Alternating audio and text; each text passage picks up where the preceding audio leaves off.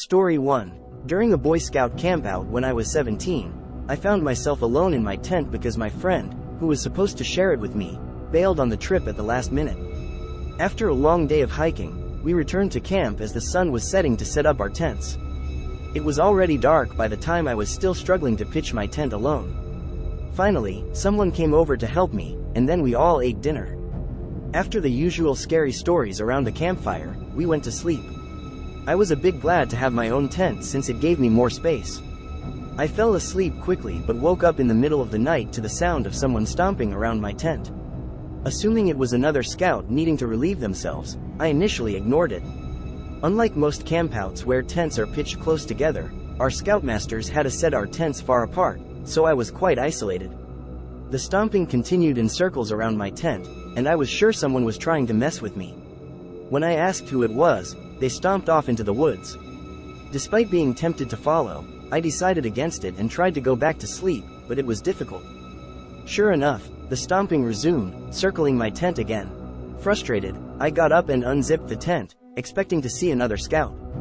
Instead, I was confronted by a grown man, about 6'5", in his mid-30s. My heart raced, and I couldn't muster the courage to scream. The man gave me a creepy smile and signaled for me to be quiet. Terrified, I sprinted to my scoutmaster's tent, screaming. He ran out before I even reached his tent, and I told him what had happened. He and another scoutmaster grabbed a hunting rifle and went to my tent, but the man was gone. They did find tracks around my tent, though.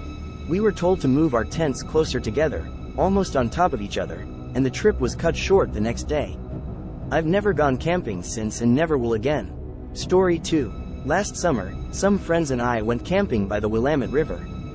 After a decent hike deep into the woods, we spent the evening night fishing, listening to music, and drinking until everything was hilarious.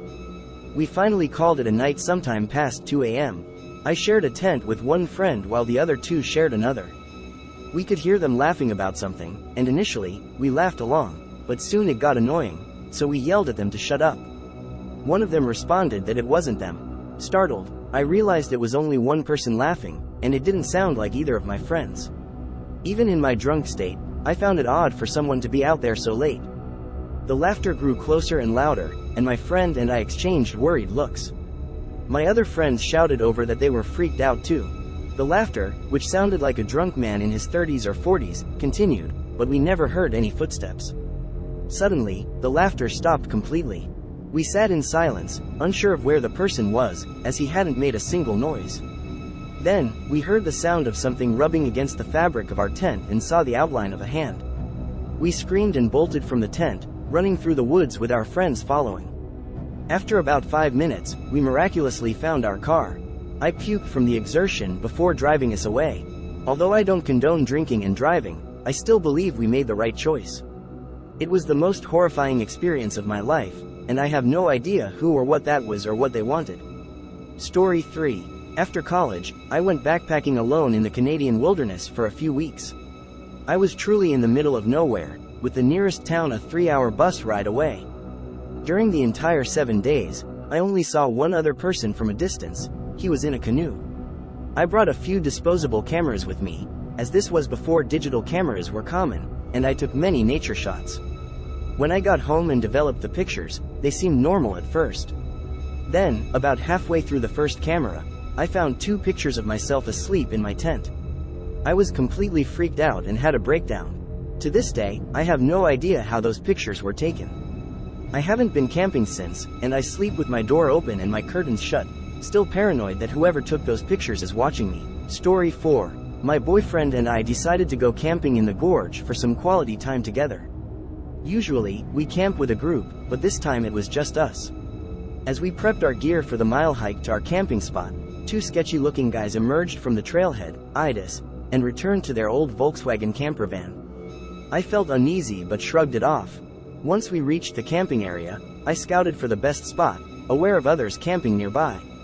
As it started getting dark, a man suddenly appeared, offering to sell us firewood for $10. I laughed, pointing out that we were surrounded by wood. He claimed they had cleared out most of it over the past few weeks. When I asked how long he'd been there, he said almost a month, which creeped me out. He mentioned yelling with someone, then backtracked, claiming to know some guys camping on the other side of the river. He took us to his camp, which had enough supplies for several people, not just him. He admitted he was lonely and had been living on snakes, bugs, and selling firewood. His stories didn't add up, and I knew he wasn't alone. He had a clear view of our campsite and helped to start a fire before I managed to get him to leave. As we tried to settle for the night, we heard twigs snapping around our tarp. I whispered to my boyfriend that we should leave, but he convinced me to stay. Throughout the night, we heard someone watching us. Finally, I insisted we quietly pack up and leave. As we stood with our packs, the man yelled, "Leaving so soon?" We hurried away, with him yelling for us to come back. I called the rangers the next morning to report him. Luckily, all he got from us was a new tarp,